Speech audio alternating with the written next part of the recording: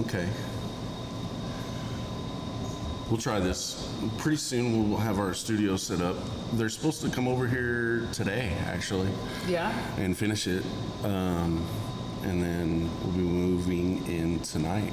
I'm super excited about it. How about you? I'm super happy. I mean, I'm here all the time. Yeah. I remember, it's been this entire time wanting to have a home somewhere. To have somewhere people can come to and sit down and chat with us all day long. Yeah, so it kind of opens up a lot of things. It's really cool. Yeah, especially being here at the Brick House. I mean, we got a dispensary on site. We're in the smoke lounge. You can smoke here until 2 a.m. So if your friends are drinkers and you just want to smoke a J, you can come over here, which I like because I don't, sometimes whenever you don't drink, you feel a little awkward going to the bar scene. Yeah. And so I think it's so nice to be able to smoke because that's what I really want to do if I'm hanging out. Yeah, for sure. I mean, it's not like if you don't drink, I don't know about you, but with me, I've always been around drinking and my friends drink and all of that. So it's like you miss out whenever you stop drinking. And this is like an open, we have a smoke lounge and on the other side there's a bar like you were talking about. It fits good. Still hang out with your friends. And then of course, we're going to have our studio. It's like that really chill vibe too. Yeah. It's just a awesome building. It's like 3 stories. You have an event venue up top, and it's got a band, and it has like a little nightclub, and then they're going to do karaoke and everything. It's super cool. Yeah, man. It's really relaxed. It's a good environment. It's a welcoming environment to me. It's kind of apothecary style if you want to describe it, but it's, you can see the lighting and all of that. It looks great. Of course, this is just the smoke sesh area. I cannot wait until we show the other area. But anyway, it was just a coincidence of how we were able to do this with Carla. Carla is a community individual. She knows events. She knows how to refurbish buildings. She's done this for years. Her dad did this for years. Her family does this. Yeah. And so they took this historic building, and instead of it becoming this one, I can count 5 other buildings right now, just walking down the block, of just empty old downtown buildings, which are spectacular. The ceilings, the architecture, everything, even the basements are awesome. So to sit and wonder what's going to happen to them, it sucks. But for people like her, if she comes around and she refurbishes these things, brings new life, she's not afraid. I don't know her all the way. I don't know her from a child or anything, but from what I've gathered, and I'm pretty good at reading people. I'll claim that. Same. And, she just seems to be ready to step on the edge and not be afraid to take a chance to show people what you can do. Yeah. And I am on that same vein. She's a hustler. Yeah. I really like talking to her. She's got really great ideas. And just to touch on the building, the furnaces and everything that they used, for the bar and everything. Are they furnaces or? Yeah, it's old. Is that right? It's old ceramic, or it had the steam furnace downstairs. It's so awesome. And then we got to go downstairs to the basement, and they had the chandeliers originally from the building. So we got to see all of that. It's a super cool space. For artists to come in and perform, it's intimate. It's a perfect spot to be able to mix between party and just chill. And I like that. Yeah, for sure. I like to listen to live music. So. Yeah, absolutely. We're going to be able to really bring some patients in here and tell their stories. We'll be able to have fun too. Yeah. We're gonna have game shows. We'll have just all kinds of different things for the community, so we can still connect. Yeah. And just to talk about the Saturday too. So Saturdays that we're gonna do our grand opening. And then we're also James's birthday. Is your birthday actually it's the 20th? Can I say it, or do you not want anyone to know? No, it's okay. It's the 21st. Okay, I didn't think it was actually on that date. But we cheated so we could have a weekend. Yeah, right. And it's gonna be good. We got all the vendors are coming out, setting up their spots, and we got karaoke at 9. Band goes on at 10. Like I said, it stays open till 2 a.m. So you're more than welcome to come. Smoking lounges, dispensary on site. It's going to be awesome. There's going to be a lot of raffles for charity. Shout out to Hopper. He brought to you by the Stoners That Care. Yeah. Really good organization that really gives back to the community. So all the raffle items or all the money that's collected from that will go to charity, help people in the community. Yeah, and the Hopper, if people in the community don't know him, he's a friend of ours, and he doesn't like to, I like the route that we're going with this. We're finding people and not being flashy about it, and from the ground up, we're figuring out a way to help them. Yeah, it doesn't have to be some massive nonprofit. It can be an individual in the community that's already given so much of themselves that now has found themselves in a hard spot. Yes. Just reaching out, lending a hand. I mean, that's what it's all about, is having this group of people that really just have each other's back. Right. And that's what I love about it. Yeah. And that's what's so special about Oklahoma. It's special about Oklahoma. I mean, you hear people talking about, Oklahoma proud or whatever proud, whatever.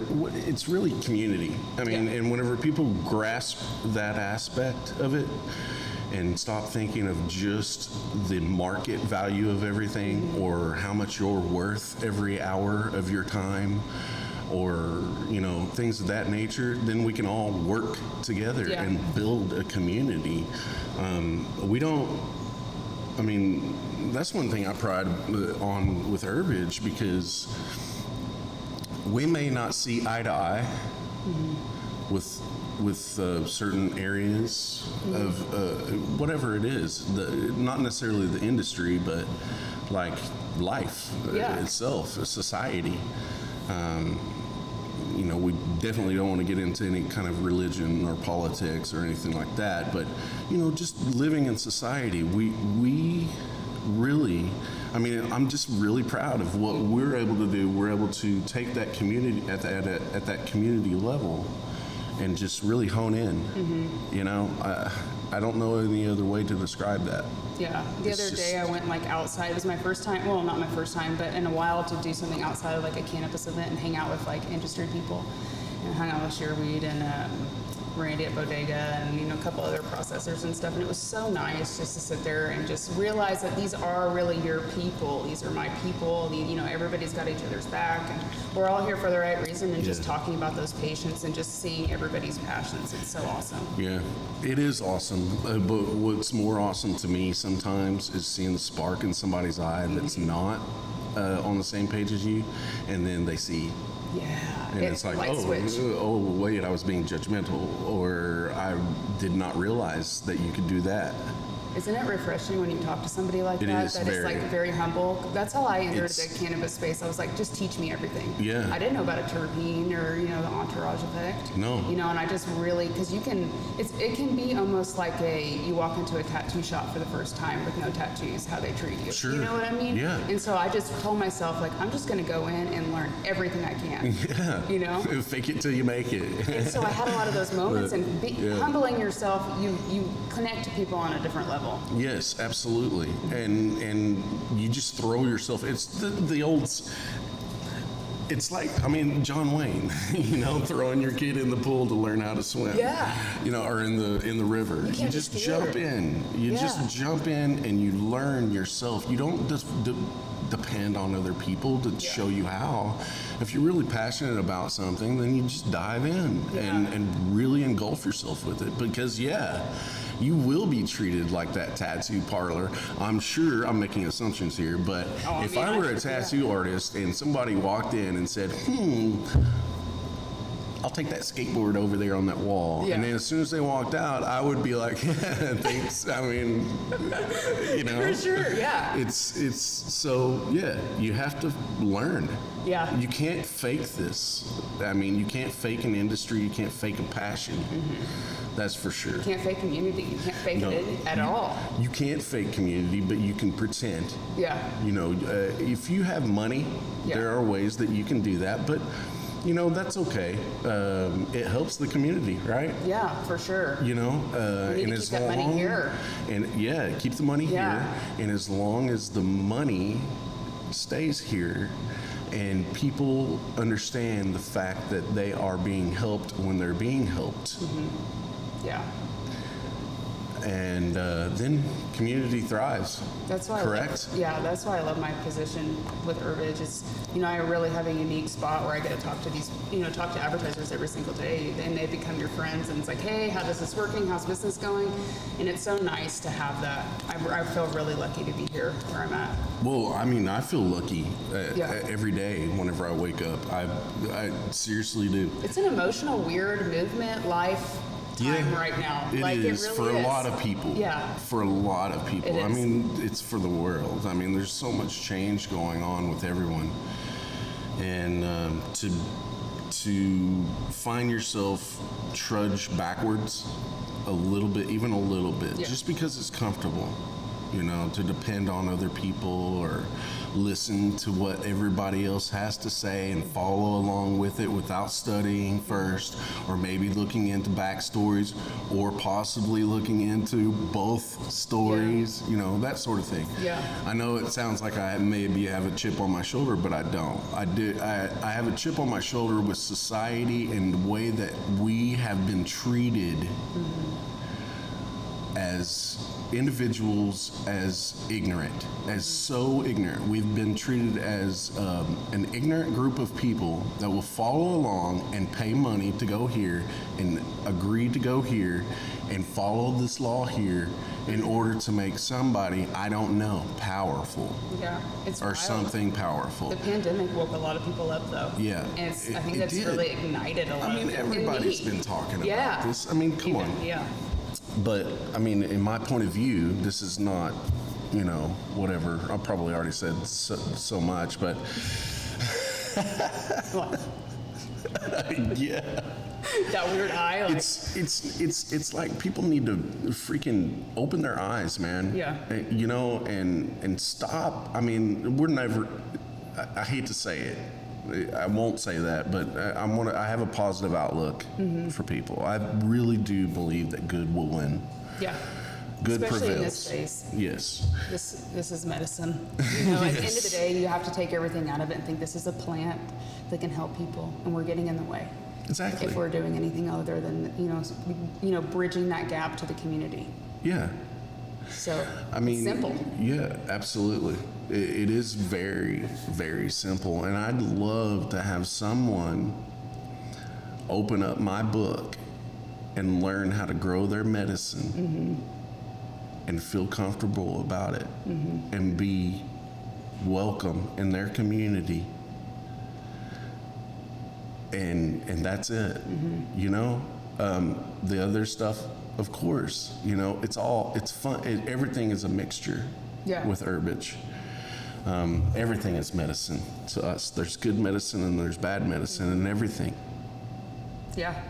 So. Absolutely. That's a good conversations to have too. Yeah, for sure. I can't wait to have more of those deep conversations, but. This is my 1 year mark in the cannabis industry this month. That's awesome. Yeah, it's weird. I feel like I've been here for 15 years. It kind of has been. I mean, seriously. You started from 2018, right? Yeah, in the cannabis space. Yeah. I started right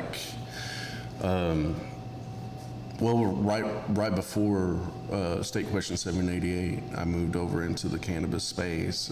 You know, before then I'd been in publishing and media for 15 years. I don't think people know that about you. Like even, I mean, I've been working for you for what, 5 months, 6 months now, and I've probably little bits of it. I'll get it out of you, and I'm like, what? You did what? You were doing this? Well, yeah. I mean, you know, it's. I talk too much about myself already. I feel that way. But not your like where you come from and your story, like who you are. You know, I think there's a lot of mystery of who James is still. Okay. I think so, don't you? No? I don't know. I don't know why anybody would care.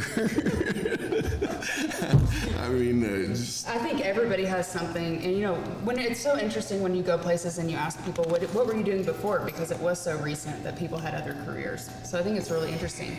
Yeah, I mean, no, I'd be willing to talk about that if that's what you're asking. Yeah. I mean, I've been whenever I first started in publishing, was right out of college, but before college I was doing radio. I was a DJ. I was doing wedding videos. We had one of those little flea market shows on TV, and it was over closed circuit TV for the town. That's cool. And so it was a live auction, so people could call in, they had a bidder number, and they could bid on it, and then they could come pick it up later and pay for it, you know, that sort of thing. Well, they had a host for that show, which would go around and show all the little things. Well, I was the host. Can we please get some footage? Please.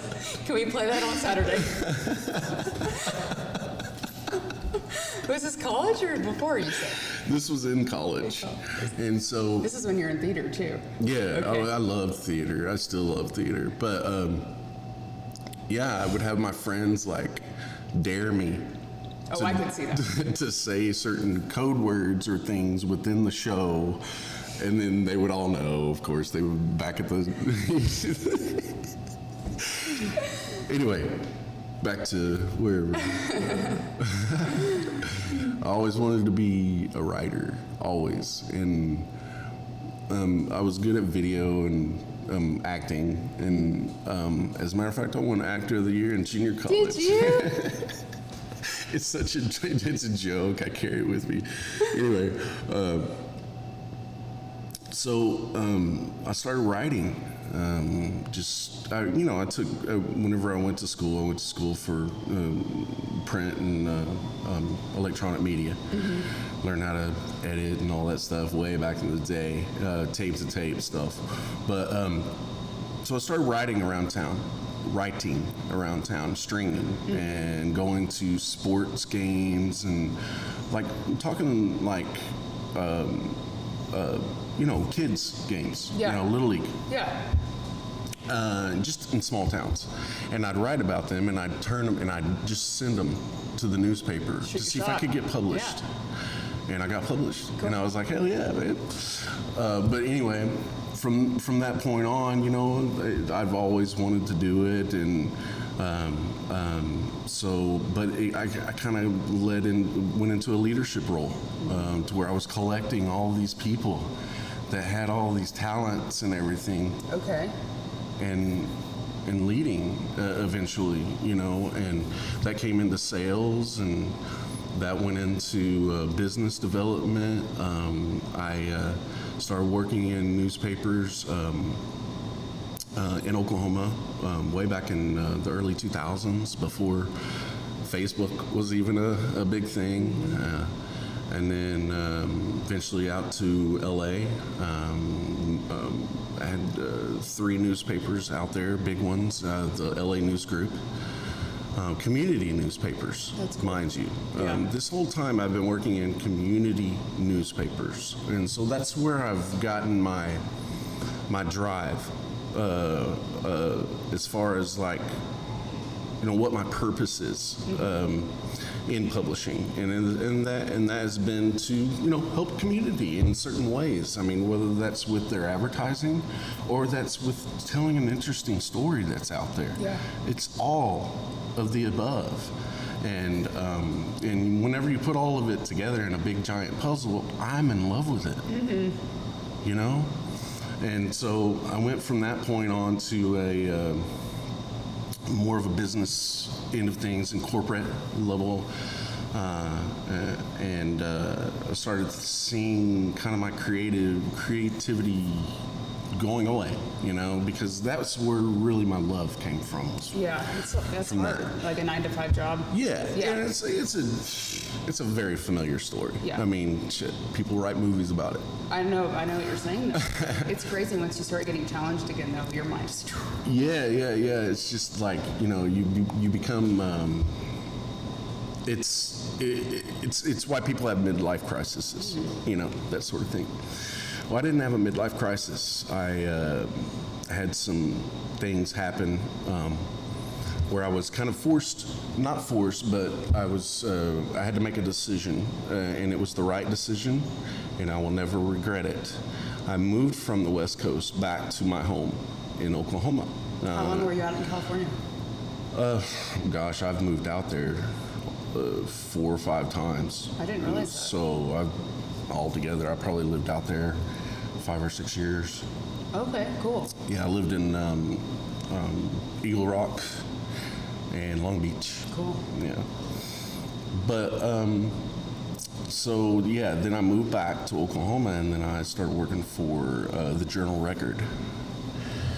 And at that time, that meant so much to me. Mm-hmm. Because whenever I was young and wanted to be a publisher, I looked at the Journal-Record as an establishment that had been there for 100 years. And it was very, I loved it. Mm-hmm. I loved the Journal-Record more than any other newspaper. Yeah. Because at that point, it was just more of you're dealing with business, you're dealing with what's going on, commerce and that sort of thing. And then you're telling interesting lifestyle stories along with it. Things that are exceptional. Were you writing, or what were you doing at the time? No, I never got a chance to write. Okay. With them. I think I wrote a couple of columns. Okay. But anyway, after that, a big, giant corporate company, for the 3rd time, came and bought the newspaper that I always wanted to work for. And my publisher at that time knew that I was going to have a problem with it, and called me into the office and let me know. And I said, you know what, I'll give it a chance. I'll give it 2 or 3 months and see what they have to say, because they're saying they're going to be different, like they always do. Gave you all these promises. Well, they came back in, they started making the same moves, and then they discounted my credibility. Mm-hmm. And so, to me, I'm a little bit old school, I guess you can call it that, but whenever I shake somebody's hand, it's not a hippie handshake to me. Mm-hmm. If I look at you in the eyes, I believe you and I trust you until you screw me over. Yeah. Okay? And so it just wasn't that situation. Yeah, it wasn't right for you. I got to get past that, because that made me very upset. Yeah, I get that. And so I told them at that point that I would be bringing some friends along with me. And they doubted me again. And I said, this is not just about money. Yeah. This is about community. Well, they owned about, I don't know, at that time, 800 or 900 newspapers around the country, and they laughed at me. Well, I did what I said that I was going to do, and they're happy, I'm happy, right? So then Cannabis came along. I had my own media company at the time, and I was doing digital advertising for quite a few clients here in Oklahoma and some abroad. Not abroad, but like out of the state. It sounds a little more. But, and then I had a buddy call me and was like, man, you're perfect for this. You've been wanting to do this. This is your dream, and you're a smoker, and you know this. You know this industry will support you. And I was like, okay, I really want to do this. And so Chip Paul at that time called me, and we talked about some things. He didn't know me, And he just knew me through a mutual friend, which started up the first dispensary, one of the first dispensaries to start. Anyway, I did it. Yeah. And here we are. Yeah. But at that time, whenever I did it, I was full of alcohol. Yeah. Full of it. I was drinking. Whenever I had to move back, it hurt my psyche so much. Yeah, I imagine. And I was already a drinker.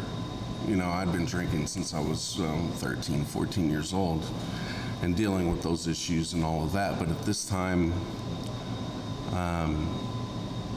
I guess I could tell you, I mean, this is something I've never really told very many people. But have you ever seen the movie Leaving Las Vegas? Yeah. Well, that's what I was doing. Okay. And I was doing it on purpose, but I wasn't telling anybody. And I thought that it would be a understandable way for me to go. And whenever I got there, I realized that I could make a difference in someone's life if I just stop. Yeah. And I found myself in the bottom of my closet for I don't know how many days. I don't know. I mean, it could have been. I don't know how long it was. Really, I forgot. Yeah. Went through the whole hallucinations. Went through lots of different things. Speaking with different spirits within me and trying to awaken myself and understand what was going on. I lost my family at the time. I lost everything. It was very, very hard. I imagine. Yeah. So, anyway, I started looking at herbage a little bit differently because I was supposed to get a liver transplant at that time, and I didn't want one because drinking? Yeah, from drinking. My liver was gone. Yeah. But I mean, I had people trying to talk me into going to the doctor, and I wouldn't go, and they were sitting at the bedside and all that, and it was just like... They were like, this is it, he's gone. Yeah, but I was doing it on purpose. Yeah. I didn't tell them that. Yeah. And I didn't want them to go through that, but I was done. Yeah. I think we all, people that struggle with depression and stuff, I think can really relate to that because you can just get to that point where I can't believe I'm saying that right now. People are going to hear this, but... Yeah, I kind of... Yeah, so... Anyway, I started looking at herbage a lot differently at that point, and I completely quit drinking and completely eliminated my diet to nothing. I started from nothing. Really? I was literally asking my mom, whenever she was at my house, what day it was and what time it was, because I was starting from scratch. I felt like I could barely talk. And I declined any medication. I went through detox, and they tried to shove pills down me. I didn't take them. I just laid in my bed. I got out of that. I came home, and I can't remember who it was, but I had somebody roll me a joint, and I smoked it. And I was like, fucking finally, I can think.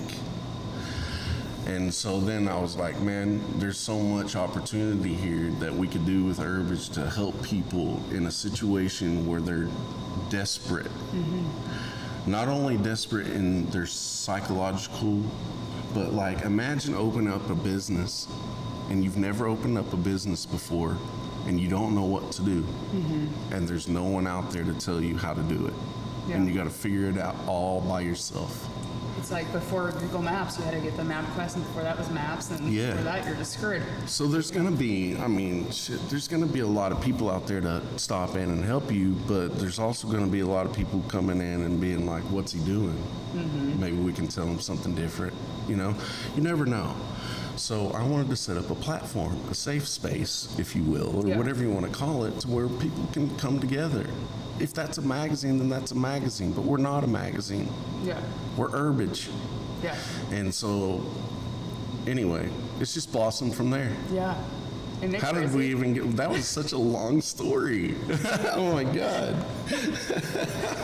It's awesome though. I mean, we really, like our team, I think a lot of people don't really realize like how open we are with our feelings and like how we talk and we support each other. Like mental health is we talk about it very openly. Yeah. And I appreciate that. Like, I mean, I've never had a boss like you know, in my life.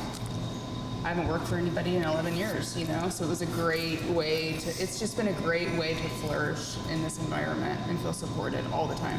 Even when we're going through crazy things and we're middle of deadline, you know, and you're like, don't worry about it, take care of yourself. Yeah. You know, and before I even got on, I was like, you know, my family's super important to me, and you resonated with that, and it's really, I think, you've let us grow into this all together by being open and just letting us be who we wanted to be. And well, yeah, flourish. I mean, I just think that it can be done. Yeah. I mean, it can be done all around with people, and I see it whenever I go into grows and whenever I go into dispensaries. I mean, they're family. Oh my gosh. Like, I think of ones like Robot Farmer, when we were there and they were like, we have no like turnover. Like, we've been here the whole time and no one quits unless they like literally or just like, you know, have to for something else, you know? And it's so awesome to see that because it is rare. Those communities within those work environments are rare in this industry. You know, when you find those people that are really like White Barn. Yeah. I mean, you feel it, I feel it. When we go there, everyone's crying when we're talking about it because it's so emotional. Yeah. And then we also walk into ones where it's not like that. Yeah. You know, there's a difference places. I remember first starting and going to talk to grows, they were so nervous. I know. They were like, we're not here to report. There's a magazine here.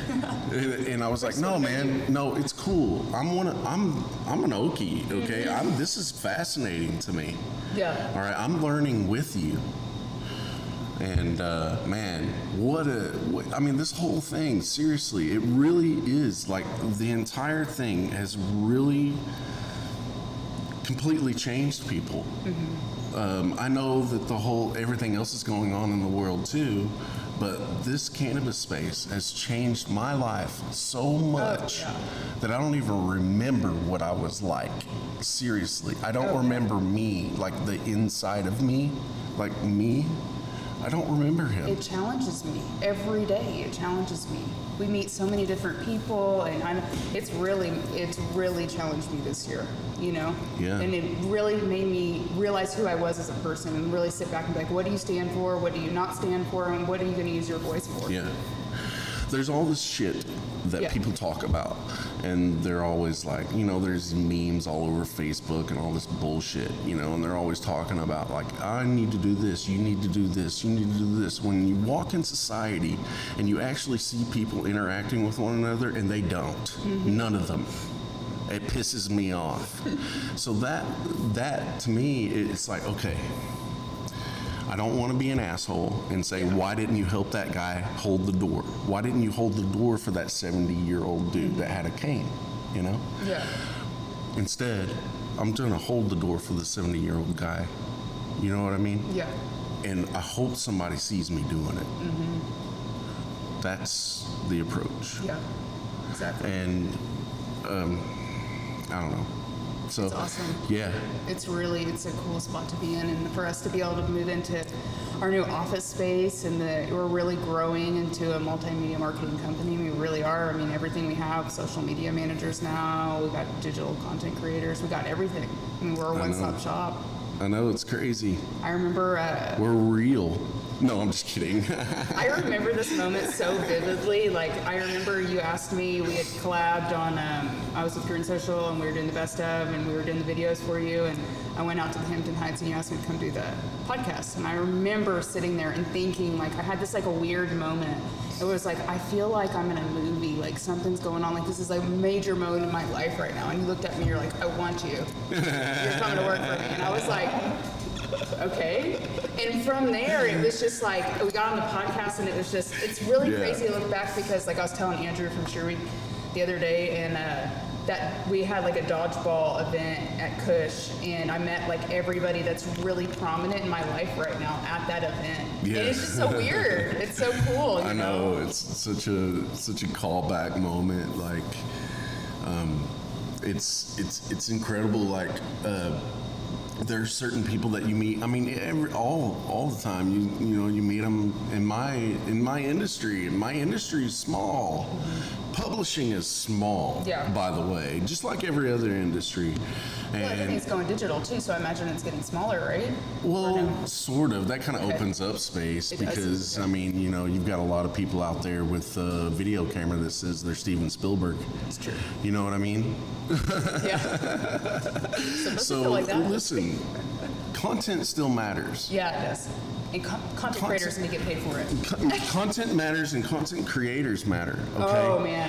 So we're not, I mean, I don't know about you, but I'm sick and tired of seeing just flashy shit all over social media. Me too. Just to try to catch my eye like a fish. Yeah, I don't like it. Hey, this is free over here. Come take it. Yeah. Guess what happens next? You. Yeah. It's weird. It's weird, and we're really in the spot in this industry right now, and it's so cool to see it. Like, people are watching, you know, what you're doing, and like big companies are coming in now because they've watched us do what we're doing, and now they're coming, and so it's kind of cool to see who's coming. Like brands that, you know, I was talking to Nicole from Flav, and she's like, "Yeah, it's been out in California for like 12 years." I'm like, "Okay, cool." You know, we're seeing these brands come, so there is a need for some, and then for some, you know. No, there's a need for all of it. Yeah. In my opinion, well, okay, so there needs to be some bad. Yeah. So we know what bad is. True. Okay? Yeah, I get that. So we can all play judge. Yeah. Or whatever, but we all know deep down inside what morally or whatever you want to call it is right and wrong. And so sometimes we need that to remind us. Yeah. I don't find fault in it. Well, there's some great corporate business that will come in here and really improve some of this medicine too that's getting out on the shelves. So and they'll hold us to a standard. So don't get me wrong, there's absolutely a need for it in some space. Yeah, for sure. I'm excited. Yeah, I'm excited too. Yeah. I'm excited because like you say, like if people do come in and show and share, then that's one thing. If people come in and show and not share, that's another. Yeah, we need to keep this money in Oklahoma. Our school systems are one of the lowest. And that's, I mean, we're in $1 billion, you know, industry in Oklahoma a year for cannabis. And that, like, I was talking to someone the other day and they said $3 million of just from the POS systems that we use goes out of Oklahoma when it could be staying here. You know, and we're riding around in our cars. I mean, you know, it's just little stuff like that, though, that people don't know about. Yeah. And I don't know about it until someone tells me too, because it's really hard to get factual. I mean, I just had somebody seriously, like, right before I came in here, they asked me if you could eat the plant. Oh. Like, just gnaw in it? salad. And I'm like, of course you can. Yeah. Why wouldn't you? Yeah. You're not going to get high from it. Yeah. Like when they put little flowers on it now. Sure. Here's a lighter. Here's a Bic lighter. You want to eat that too? I mean, yeah, you can eat it. My strange addiction. No, they're wanting to know if there's any medicinal value. I mean, so there's so many questions out there. I've heard people like blending them up in smoothies and stuff, like juice and stuff. I'm not really like. No, I'm not dogging that. I would totally do that. It's just like what I'm saying is people don't know. Yeah. They're still asking questions, and they always will. There's a lot to know. Like, there just is. The difference between the concentrates, resin and rosin and BHO and, you know, all that stuff. And that's why I'm really excited for Jasmine to start kicking off all the education that we're going to be doing at 420 in Tulsa, 420 Utica. It's going to be really awesome. Just you can go in there and ask any question. You know, you don't have to feel stupid. Yeah. You don't have to feel like you're walking into a tattoo shop. Because I try to live my life. I'm like, I never want someone to feel that way again, because I felt that way. Yeah, man. But see, the thing is like, you know, you would be treated that way. Now, but look at me. I want to cover them up and then go in there and act all ditzy. Then they treat me like that. Yeah. Put a body cam on. I want to so bad. I'm about to put a body cam on and go onto all these dispensaries. We should. Man. No, the only reason why I would is because they're so fun. I mean, some of them are like just crazy. Especially, I love going to the ones that are like out in the middle of nowhere. Usually the best ones too. They See the regulars, they're the nicest, they love you, they remember your name. Like I go to the ones, like I have regular dispensaries I go to, you know, like Med Farm out in Coweta, love them. Yeah. They know me, walk in, get my stuff, I'm out, you know. Yeah. I always, I'll go down to Pot County. Oh, I love Pot County. I wish I lived here. I would be there every day. Yeah, they're awesome. Yeah. And then, you know, I'll head on down and see the guys down at Local Leaf. Yeah, they're good dispensaries. Yeah. We have really good dispensaries out here. Really. Well, it's Pot County, man. Yeah, I know. It took me a while to even get that. I'm like, what do you mean it's Pot County? What is it? Okay, say it though. Potawatomi? Potawatomi. Potawatomi. Yes. Okay. It's a tribe. I just don't know if I can say it well. I'm just going to say Pot County. Pot County. But I mean, how cool is that? We have Yeah. our headquarters in freaking Pot County, Oklahoma. Exactly. And you know what? The first newspaper that I worked for out of college Was here? is a block away. Were you born here in Shawnee? No. Okay. No. No. Oh, like you're better than that? Yeah. No, I wasn't born in Shawnee. But for some reason, I keep finding myself coming back here. It's a good spot. I like it. I really like the drive up here, too. It really just helps me Yeah. progress. And then, you know, it's so cool. Like, I drove around when I was waiting for you just to look at all the buildings and stuff. It's so, I mean, it's going to be really cool. If Yeah. people buy up these buildings and do what Corilla did. Man, I used to, this is for another discussion, but I used to run a film festival down here. I ran it for 5 years. Cool. And we had, it was an international film festival, but we did a lot of Native American film and Oklahoma film. Okay. And there's all kinds of nooks and crannies down here in this downtown area that can be used as galleries and things like that, which is really cool. You know, every downtown is like that, The but theater was for sale? Didn't you tell me that here? Or no? the movie theater next door is for sale. I don't know. That's cool. Probably put a lot of grows in there, but Yeah. I know, right? Come look at Shawnee. and then there's another historic theater down the street, the Ritz Theater. It's beautiful. They do a lot of stage stuff down there, and then anyway, It's beautiful. I like the aesthetic of Shawnee. Yeah. I had no idea. Yeah, I mean, it's changed a lot. I remember, 15 years ago, I thought, you know, at some point, everybody down here, it seems like, with this community, has been like, yes, we can do this. Yes, we can do this downtown. Yes, we can do this downtown. And then just something comes up. Yeah. Some kind of resistance comes out of somewhere. But it looks like, I mean, right now, we're on a push. There's a lot of artists, restaurants opening up here. We're here now. You know, there's a lot. Yeah. There's a lot of good processors out here. There's a lot of people out here, and I'm realizing Yeah. it's a cool spot to be in. Yeah, it's Pot County. And you're like in the like you're not far from Oklahoma City. What are you, like 30, 45 minutes? Yeah, And then just- Tulsa's an hour and a half. It's Yeah. not far. I mean, basically everywhere is arm's reach. It's Yeah. not bad. Yep. Yeah. Yeah. What, you think about moving here? Oh, yeah, I know you're trying to give me to.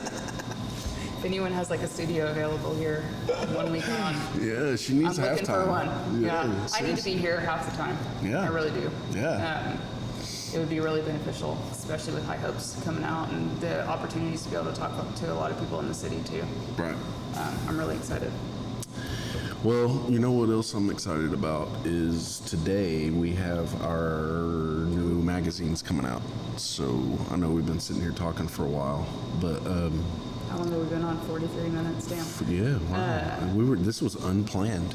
Yeah, Comanche's debut. Comanche. In the magazine. Yes. Everyone make sure you look at that. Oh my gosh. And they have got, I mean, seriously, I had no idea I'm telling you, the quality. I can't wait to see. I haven't seen it in person, but just talking to Sage. Sage has always been my contact through Comanche, and talking to him. And I remember our first phone call, and he was just laying it all out for me. I'm like, wow, you guys are really onto something. You guys are really doing big things. Yeah. And then meeting David and the whole team, it's freaking awesome. And the whole thing with them, what I like, I mean, we'll have a discussion with them. Oh yeah. But you know how they have done like the recycle thing, and then also, you know, they're not just in cannabis. Mm-hmm. They're huge, and they know what they're doing. Yeah. They bring the dirt. Yeah. They bring the soil, or whatever you want to call it. Yeah, he should be here this week. You're going to talk to him? Yeah. Good. Yeah, we're going to run shows all week. Good. And try to do as many shows as we can, and just to let people know who we are and who we hang out with, and just get reacquainted. We haven't done a live video podcast in a couple months, actually. So we're kind of going through a transition, and I'll be back up here Friday with Andrew, and then the highest intent crew, and we're gonna chat. I'm excited for you. Yeah, I can't wait. Yeah, they're cool. I love Andrew, by the way. Oh man, I can talk to him all the time. Just ask him one thing and then just watch his mind. I get like more focused on where his mind goes than what he's even telling me. Yeah, for sure. I'm like, It's like, what's he thinking now? He's a mastermind. All right, cool. All right, we'll talk next time. Bye.